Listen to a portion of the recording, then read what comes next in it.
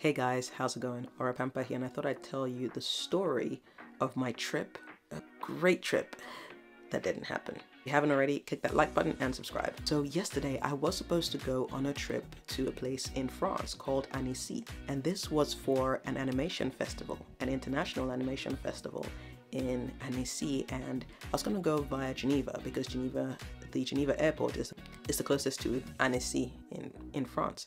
So okay, I thought, okay, it's gonna be amazing. The night before, I spent some time packing. I got barely 3 hours of sleep actually. Then had to leave the house. I planned to leave at 4:30, ended up leaving at about 5:10. Got to the airport, went in, checked in my bags, and I thought everything was good. We started going through security checks, and I thought to myself, okay, this should be all right, you know.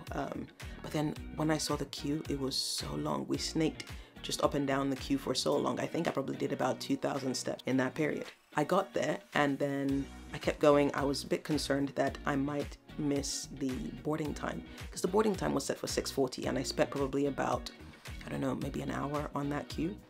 So it was quite long. So I thought, okay, I'll just see what happens. I'll go through, put my things through security, and upon doing that, one of my trays rather, got pushed to the other side to be rescanned again. And I was like, oh. But I wasn't the only person in this situation. Other people were in that same situation as well. So I just had to wait, basically. So kept going. Eventually they brought my stuff back. I was able to pack it together and I started legging it towards the boarding gates. Then I looked up on top to just see what the gate number would be for my flight. Only to see, information, something like information coming, and more information, but it will come at 8 a.m. And I was a bit confused by that because the flight was supposed to have left at 7. Okay, fine. I was a bit relieved because I thought, okay, maybe it meant that I wouldn't miss my flight. But then a few minutes later, the information changed and said everybody should go to gate 6. We got into gate 6, we got through them checking our passports and tickets. We then got into the shuttle bus, which was to take us to where the plane was. We literally got right in front of the plane, and then they stopped the shuttle bus and made an announcement that our flight was cancelled because the airport in Geneva was closed. I think we were all just shocked. The bus just went silent. The shuttle bus went silent. They drove us back to the terminal and then made us wait for a little bit before they gave us information and just told us, sorry, your flight is cancelled. You can pick up your bags from the baggage conveyor belt. I was so disappointed. I couldn't believe that. I was so looking forward to it. I mean, going on this trip would have meant meeting people in the animation industry and making some contacts and maybe even being able to do a few animation voiceovers. That would have been really cool, wouldn't it? And I was also looking forward to meeting with another Nigerian animation company out there who had come to present. So it was going to be a beautiful time, but alas, it wasn't to be. So I thought, okay, fine. I had a decision to make. So either I cut my losses or find another way to get there. I looked at the options, and the other option would have meant going to Gatwick Airport, which would have been quite long and quite expensive as well. And the flight would have been later in the night, which would have meant I would have missed the whole day basically. So I thought maybe I was going to cancel, but I got my bag eventually after waiting for about 40 minutes, then went to the counter to go discuss my options with them. And then they threw the option of Lyon with me. So Lyon is another town in France that was a bit further from Annecy than Geneva, but it was also an option, and that flight was leaving at 11:30. So I thought, ooh, maybe I can still make it. I thought about it and decided, okay, let me go ahead to Lyon. I checked in my bag again and went to go sit down before going in through security. I just thought to check on my Airbnb place that I had booked. I hadn't heard back from the host, so I was just looking to just check what was going on. And then I saw the host declined my booking request because she had caught COVID. Now, obviously, I'm quite happy she canceled it because I wouldn't have wanted to catch COVID, and then plus, if she's not feeling well, probably not a good idea to host. So I said, oh, I really hope she recovers quickly, and I proceeded to look for another place to stay. But then hotels were ridiculous. Some hotels were going for like 200, 300 a night.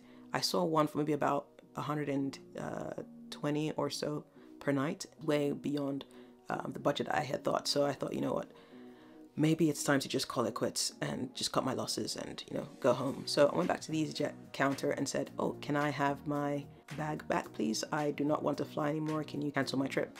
And they said, okay. They canceled everything, and then they let me go. I was like, oh, but what about my luggage? They then said, oh, it should be in the oversized luggage area. So I went to the oversized luggage office, but then that's where the problems began. I got there and they were like, nope, not here. You have to go to your airline and get them to chase the bag for you. I went back to the airline. They then came back to me and said, oh, maybe it takes a little while. Give it about 30 minutes. I let 40 minutes pass, went back to the oversized luggage, and they said, nope, it's not here. You need to ask your airline to look it up. Go back to the airline. They said, oh, normally it actually takes an hour after takeoff. That was probably about 12 p.m. at that point. So an hour after takeoff would have been 12:30 because the Lyon flight would have taken off at 11:30. So I thought, okay, I waited and I gave them even until 1 p.m. and then went back. Again, the oversized luggage office said they don't have my bag.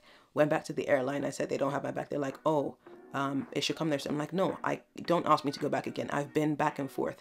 And the distance between these places wasn't exactly a short distance. I ended up waiting at the airport for like 4 hours, just waiting to try and get my bag back. So I said, no, please ask somebody to make a call and find out where my bag is. The lady said, okay, she went back and she told me she'll be 5 minutes sort of thing. She ended up being 20 minutes. I actually had to go find her and said, okay, what's going on with my bag? She said, oh, she needs to make another call and she'll get back to me. Then she went in and eventually came out and said, okay, they can't find the bag.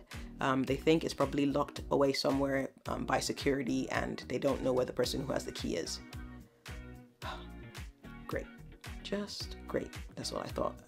What do I do now? Okay, fine. So what are my options? She said, well, I can continue waiting, but she doesn't know how long it's going to be. Or I can come back another time if I live local. I said, I don't live local. And then she said, okay, what she'll do is she gave me the number for lost and found property. And she said I could probably come back to check again tomorrow. But I also gave her my number and they said if they found the bag, they would let me know and send me a message. The whole day passed. I went home because I was tired. The whole day passed. Nobody called me. This morning, I sent a message to the lost baggage email address that they'd given me with all the details of my flight, and I'm just hopeful for the best now. So yeah, that was a bit of a painful journey, I would say, in a sense, or non-journey, because hey, I didn't get to fly. I kept asking myself, how did I feel about everything that happened, and was there any lesson to be learned here? One thing I learned is that if you have any valuable tech equipment and you can afford to carry it with you on your hand luggage, or anything that's really valuable to you, I would recommend you do that. That way you don't get it stuck in the check-in luggage if they lose your bag.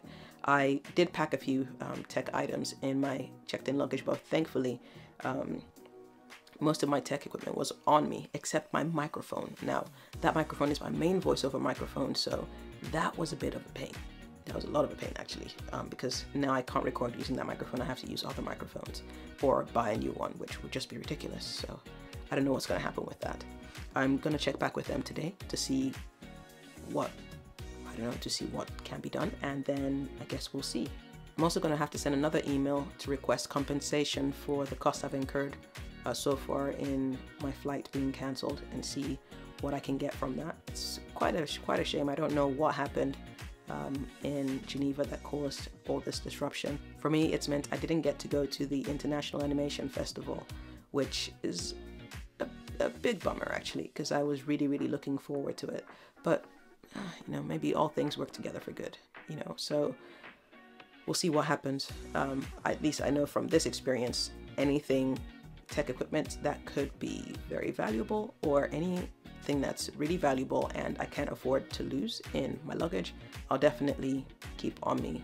And if I'm making a trip like this and I don't have to check in luggage, maybe next time I'll look into just taking cabin luggage, so luggage with me on the plane. That way I know I have access to all my things. Anyway, that's the story of a trip that I was supposed to have that never happened.